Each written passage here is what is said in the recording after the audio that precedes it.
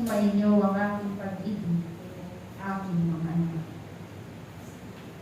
Ipinakikita ninyo sa akin ang inyong pag-ibig sa pamamagitan ng inyong pagsunod.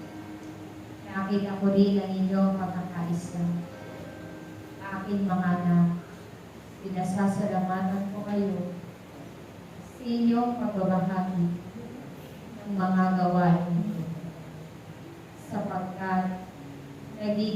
matibay ang inyong pagsunod.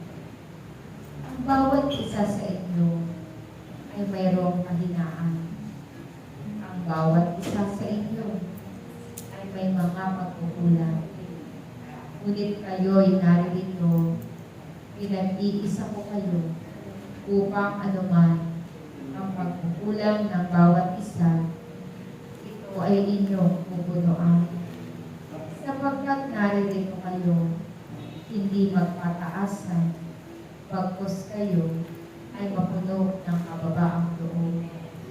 Sapagkat ang naglilingkod sa Diyos ay nag-uumapaw ang mga bunga ng Espiritu Santo na mamamalas sa kanyang katauhan.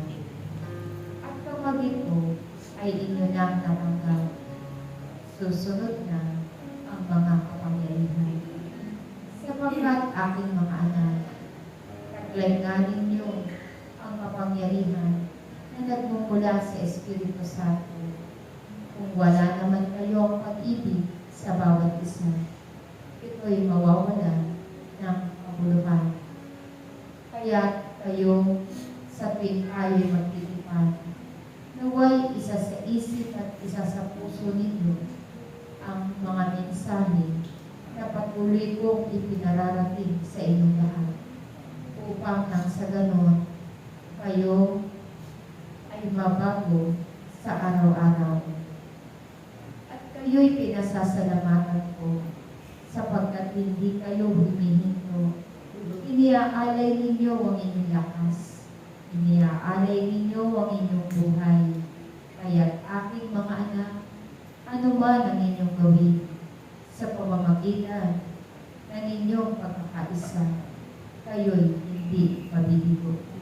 Ako, si Yahweh, ang Diyos, na taglay ninyong lahat sa inyong puso. Kaya't aking mga anak, patuloy kayong magmahalan, patuloy kayong magkaisa, upang ang komunidad na ito ay patuloy na mahayag na akong si Yahweh ay Diyos na buhay, makapangyarihan, na inyong pinaglilingkuran ay makilala ng lahat sa pamamagitan ng inyong kababaang loob. Ang piling ko sa inyong lahat ay pantay-pantay. Bagamat mayroong mga nauuna at mayroong mga nahuhuli na aking pagkalooban, ngunit ang lahat ng iyan ay huwag ninyong magtakhan, sapagkat akong si Yahweh ang nakababati ng inyong kakayahan. Kaya't patuloy lamang kayong sumunod at makakamit nyo rin ang inyong inaasam. Patuloy kayong maglaan ng inyong oras at panahon sa aking gawain at makikita ninyo ang aking katapatan. Patuloy kayong magdala sa akin ng mga tupa at patuloy nyo rin ipakilala ang aking pangalan upang ang pangalan ko ay malitatag sa kanilang lahat. Maraming salamat sa inyo.